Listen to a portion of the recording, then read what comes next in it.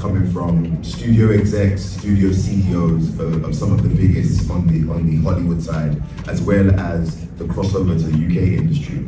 Now there is an intrigue because Nigerians are Nigerians. I believe we are the jewel of Africa, and we are very charismatic and loud in a good way. So people know of us. But when it comes to storytelling, the quality, editing style, the dialogue, which is the way it's written, the understanding of stories, people seem to think that on the bigger scale, they can't collaborate with you guys because you're genuinely making stories for yourselves. Yeah. And because you're making stories for yourselves, I guess everyone's patting themselves on the shoulder and saying, you were great and I was great. And it removes the hard conversations that usually happen in Hollywood. And they're very hard conversations that creators have to go to.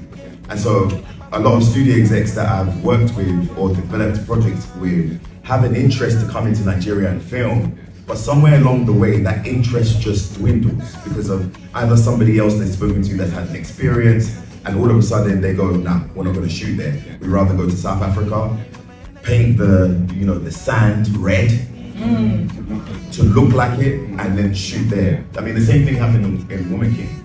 There was big aspirations to shoot as much of the film on the continent as possible, but specifically to shoot some key scenes here in Nigeria. And I was excited to hear about that because that would be my second time working in Nigeria.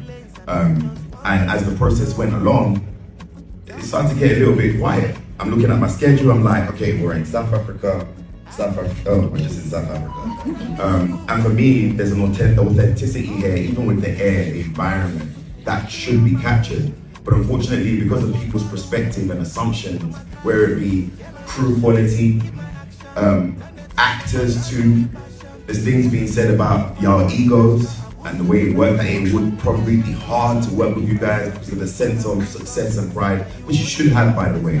But in the spirit of collaboration, people don't really believe that it's possible. And some people take risks. Thank God for our production team of Half the Yellow Sun, who, and by the way, it's because we had Nigerians involved that were at the forefront of funding that we were able to be here for the whole entire thing. But on a scale that I see for all of you guys, it's simply not happening because of these stereotypes also that are being put out there about the quality of filmmaking. And even, with the Netflix deals, like round of applause for the next Netflix deals that's been able to expand the story.